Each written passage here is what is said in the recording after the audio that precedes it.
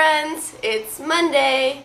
Andy, I did go and see Deathly Hallows at midnight, but I want to preface this video by saying there's not going to be any spoilers. It was the first time that I left the theater actually feeling good about a Harry Potter movie. I really felt like they captured the emotion and the heart of the movie.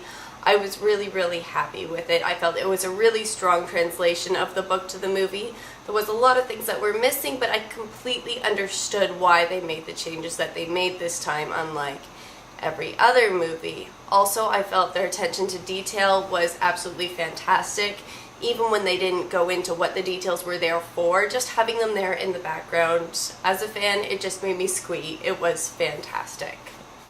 Our theme this week is to talk about 10 random facts about us. Fact number 1, I got a haircut. It's quite different, but I'm pretty sure that I really like it. It feels absolutely fantastic. Random fact number 2, I have a little sister. She's 9 years younger than I am, and she's absolutely fantastic. One of my favorite people in the world. Random fact number 3, for every movie release, I do my nails Harry Potter themed. This time they are Slytherin. Random fact number 4, since the spring, I have been working on my purse, trying to make it absolutely awesome. It is incredibly nerdy. I've got a whole slew of signatures at the back here.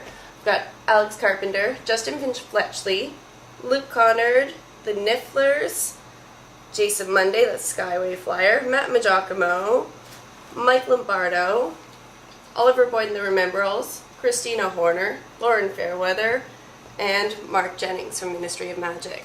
So I am pretty impressed with my purse. Random fact number 5, even though I'm 24 years old, I still sleep with a stuffed animal. Number 6, my iPod and I are inseparable. We're absolutely best friends. Number 7, I drink my tea with 1 milk, no sugar. Random fact number 8 is that while you guys know that I enjoy reading a lot, you might not know that I actually really enjoy reading graphic novels because I find that they're a really quick read and they tend to be a lot of fun. Random fact number 9 is that I'm actually quite a picky eater. I don't like tomatoes, I don't like peppers. There's a lot of foods that I don't like that I actually will eat when they're prepared for me. But when I'm out at a restaurant, I find it very difficult to order because there's just so many foods that I'm not going to order because I just don't like them. And finally, random fact number 10 is that I am a procrastinator. Right now, I should be working on my Families in a Canadian Context paper. Therefore, I will leave you with my challenge, and Adam, I'll see you tomorrow. My challenge this week came from Sam, and it was to juggle while comparing myself to a character from a book or a movie or a video game or anything. I can't really juggle, so you guys get to see me just juggling with 2. The character I've chosen to compare myself to is Margot Ross Spiegelman from Paper Towns.